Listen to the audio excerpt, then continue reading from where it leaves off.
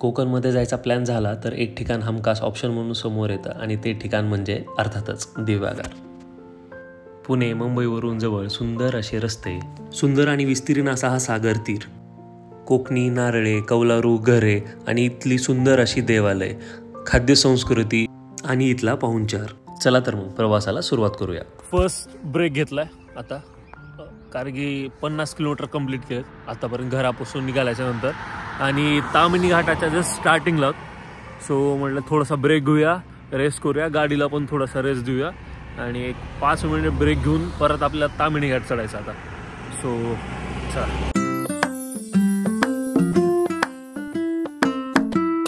आणि हॉटेल मैत्रीमध्ये थोडासा ब्रेक घेतलाय. चला इडली खाऊया आणि नेक्स्ट राईड कंप्लीट करूया, जे की 70 किलोमीटर आहे. सो हॅलो एव्हरीवन, आता आपण आलो आहोत कोकणामध्ये दिवेगार बीचजवळ. तर आमचा ह्या 2 दिवसाचा जो स्टे आहे त्याचं नाव आहे एकांत कॉटेज. आणि तुम्हाला चला मी दाखवतो थोडंसं की कुठं स्टे करतो आम्ही. असं एकदम ब्युटिफुल कॉटेज आहे, एकदम छान प्रिमायसेस आहे. दिवेगार बीचपासून एकदम जवळ आहे. त्या वॉकिंग डिस्टन्स जर तुम्ही बघितला तर कोण लपलंय इथं. अच्छा, म्हणजे ही जी हरकत करते हिला वाटतं की ही दिसत नाहीये, परंतु व्लॉग्स मध्ये हे सगळं दिसणार आहे मित्रांनो, आणि तुम्ही बघितल्यानंतर हसणारच. ही अशी रूम आहे एकदम मस्तपैकी. काय काय दिलं यार, वा. ही जी एक्साइटमेंट आहे ना हॉटेल्समध्ये आल्याच्या नंतर, काय काय असते, सोप आहे, बॉडी वॉश आणि हा आमचा बेड, मस्त. चला मग आता थोडंसं रेस्ट करतो, फ्रेश होतो आणि नेक्स्ट आम्ही कुठं जाणार आहेत, काय करणार आहेत हे तुम्हाला दिसेलच पुढे. प्रॉपर रेस्ट करून आता भूक लागली आहे, सो जेवण करण्यासाठी आलोत. आणि जेवण करण्यासाठी मित्रांनो जास्त दूर जायची गरज नव्हती आम्हाला, कारण की जिथं आम्ही स्टे करतोय आमच्या रूमजवळच मस्तपैकी एक छोटंसं इथं रिसॉर्ट काढलं आहे यांनी. सो तिथेच ऑर्डर दिली होती व्हेज थाळीची. सो आता मस्तपैकी जेवण करूया. पल्लवीनं आता स्टार्ट केलेलं दिसतंय मला. मस्त आहे आता जेवायला. चला तर मग आता जेवण करून घेतो एकदम बढियावाला. आणि जेवण केल्याच्या नंतर आम्ही दिवेगारच्या जवळचे जे प्लेसेस आहेत इथले, तर ते प्लेसेस एक्सप्लोअर करणार आहोत. पण आलो आहोत श्री सुवर्ण गणेश मंदिर, जे की दिवेगार बीचपासून अवघ्या 2.5 ते 3 किलोमीटर अंतरावर आहे. हे विचार असा इतका सुंदर आहे, एकदम टिपिकल कोकणी मंदिर जसं असतं तसं आहे. माहिती नाही आता मध्ये फोटो किंवा व्हिडिओज काढू देतील नाही, बट सी तुम्हाला दाखवायचा प्रयत्न करतो. इतकं सुंदर हे मंदिर आहे ना. म्हणजे दिवेगारमध्ये आल्याच्या नंतर फक्त बीच तर आहेच आहे, ऑब्व्हियसली बीच आहेच एक्सप्लोअर करण्यासारखा.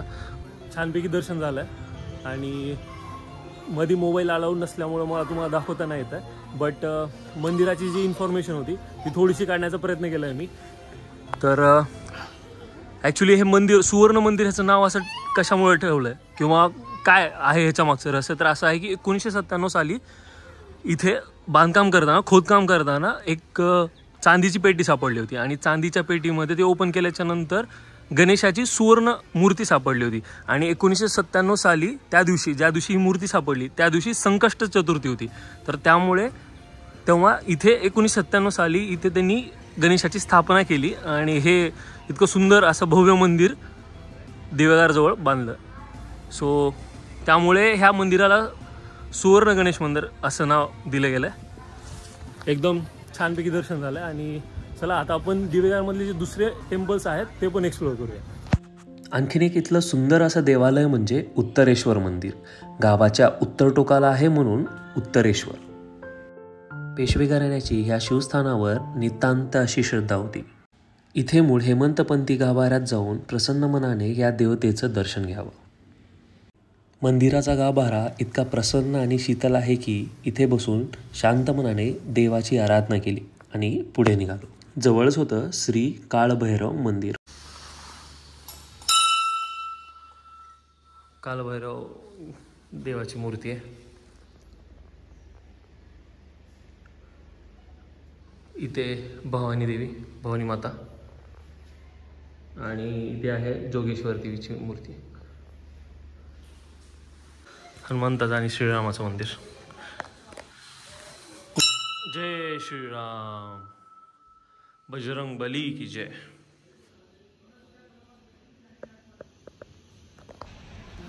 उत्तरेश्वर मंदिराच्या आवारातील या 52 दीपमाळ म्हणजे प्रमुख आकर्षण ठरतं. आता आलो आहोत आपण सुंदरनारायण आणि रूपनारायण मंदिरामध्ये. चला तर मग रूपनारायण मंदिरामध्ये जाऊया. हिरवट काळ्या पाषाणातील ही रूपनारायणाची मूर्ती म्हणजे दाक्षिणात्य शिल्पकलेचा सुंदर असा नमुना आहे. ही मूर्ती इसवी सन 800 ते 1265 या शिलाहार काळातील आहे. मूर्तीच्या हातात पद्म, शंख, चक्र आणि गदा आहेत. आणखीन आकर्षक गोष्ट म्हणजे रूपनारायण देवाचे दशावतारही या मूर्तीवर कोरले आहेत. मंदिराजवळचा परिसर तर खूपच सुंदर आहे. दिवेगारमधील अशी सुंदर अशी हे मंदिरे पाहून आता आपण जाऊया इथले बीचेस बघायला.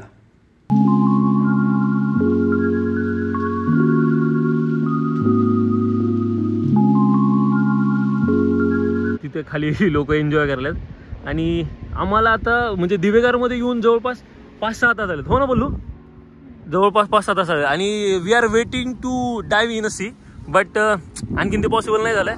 बट हा इतका सुंदर असा समुद्र बघून ना खूप छान वाटायला आणि लवकरच बीचवर जायची इच्छा आहे. प्रत्येकाची एक विश असते की जेव्हाही ते बीचवर येतील तिथे बिलकुल क्राऊड नसावा आणि हा असाच एक बीच आहे, अरवी बीच. आम्ही इथे खूप छान असा टाइम स्पेंड केला. Of riding bike he ride केली.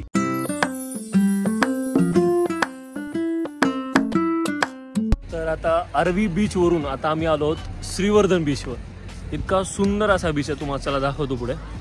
इतका सुंदर असा बीच आहे, त्यापेक्षा ॲज कम्पेअर टू अरवी बीच थोडासा जास्त क्राऊडेड दिसत आहे. आता आणखीन दिवेगार बीच आपण एक्सप्लोर नाही केला, उद्या जाणार तिथे. पण बघू शकता इथे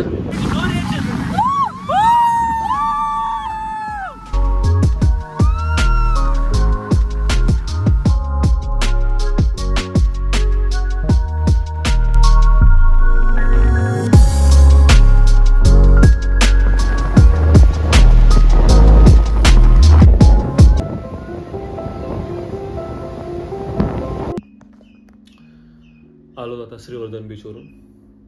हालत खूप जास्त टाईट आहे. एक सजेशन देईल की तुम्ही सनसेट बघितल्या लवकर निघा, कारण की जर बाईकवर जात असाल तर याचा जो रोड आहे तो खूप जास्त डेंजर आहे आणि थोडासा अंधार आहे. तर लवकर निघायचा ट्राय करा. आता आलोत रूमवर.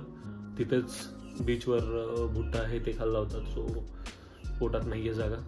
आता आराम करतो, कारण की उद्या सकाळी आणखीन लवकर उठून सनराईज पण बघायचा आहे. सो चला भेटूया आता उद्या सकाळी. Good night. एकदम सकाळी आलो आता बीचवर सूर्योदय बघायला, परंतु सगळीकडे उजेड दिसतोय. बघू आता काय ते खतरनाक रस्ता आहे.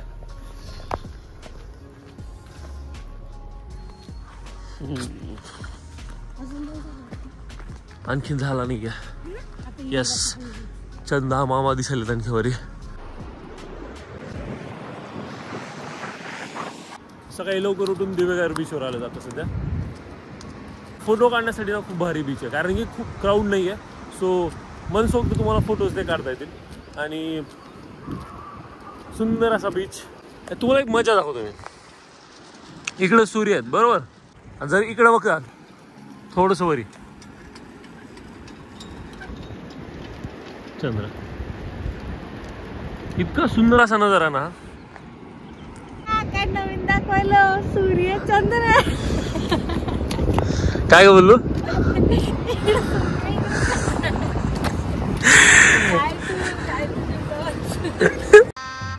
गजब बेइज्जती है. तर आम्ही कालपासून 3 बीच एक्सप्लोर केलेले. दिवेगारचं आज बघितलं आम्ही, त्याच्यानंतर काल आम्ही बघितले होते हरेश्वर आधी बघितलेलं मी. श्रीवर्धन, हा अरवी बीच. तर मला सगळ्यात जास्त त्याच्यामधलं अरवी बीच आवडलं होतं, कारण की जायचा रस्ता कसा खूप सुंदर आहे आणि ते दुसरी म्हणजे खूप पाणी खूप स्वच्छ होतं. बाकी त्या कम्पेअर टू श्रीवर्धन आणि इथं पाणी थोडंसं ॲग्रेसिव्ह आहे, ॲग्रेसिव्ह पण आहे. आणि अरवी बीचला खूप क्राऊड पण नव्हता, खूप कमी क्राऊड होता. म्हणजे ॲक्च्युली इथेच खूप क्राऊड कमी आहे दिवेगारला आणि श्रीवर्धनला, परंतु ॲज कम्पेअर टू दिवेगार हा श्रीवर्धन अरवीमध्ये खूप कमी क्राऊड होता.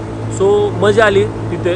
की सँड पण जी होती तर एकदम व्हाईट सँड आहे. म्हणजे आरवी बीचची जर खासियत बघितली ना तर तिथं व्हाईट सँड आहे. तर त्यामुळे पण खूप मजा आली तिथे थांबायला. आणि राईड्स नक्की एन्जॉय करा, कारण त्याच्यामध्ये सगळ्यात जास्त मजा. राईड्समध्ये वा मस्त खरं. आणि आमचं रेकमेंडेशन असेल की उंटाची राईड उंटाची राईड एक्सप्लोर करा मित्रांनो. कारण की ना समुद्र किनारी उंटावर बसून समुद्र बघण्याची मजा आहे एक नंबर. पल्लूला खूप जास्त एन्जॉय केली. कोकणामध्ये येऊन उकडीचे मोदक नाही खाल्ले तर काय आहे की नाही.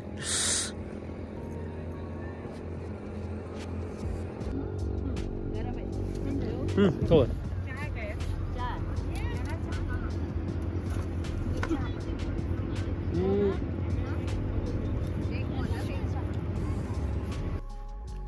फ्रेश झालो एकदम मस्तपैकी. आणि आता करूया नाश्ता लवकर. कोकणी स्पेशल नाश्ता आहे, सो तो करूया आणि चेकआउट करायचं आहे आपल्याला. पुण्यासाठी निघायचं आहे. सो चला आता नाश्ता करून घेऊया मस्तपैकी. नाश्ता आला आहे आपला. हे डोश्यासारखं दिसतंय बट हे आंबोली आहे. आंबोली राईट बरोबर ना भैया. आंबोली ना. आंबोली एकदम मस्त टेस्टी आहे का नाही पल्लवी.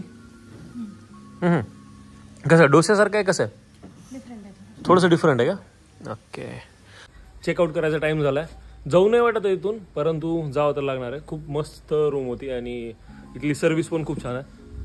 जर तुम्हाला इथं कधी यायचं असेल दिवेगारला आणि स्टे करायचं असेल तर मी जिथं राहिलो एकांत कॉटेज, तिथला नंबर मी तुम्हाला खाली देऊन जाईल. सो तुम्ही तिथे कॉल करू शकता आणि येऊ शकता इथं.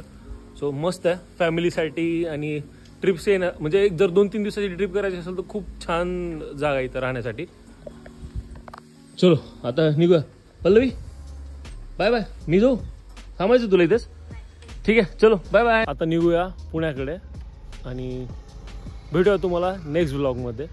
सो जर हा तुम्हाला व्हिडिओ आवडला असेल तर प्लीज कमेंट करा, लाईक करा, शेअर करा आणि आमच्या चॅनलला प्लीज काय करा सबस्क्राईब करा. ओके गाईज चला भेटूया आता नेक्स्ट व्लॉगमध्ये.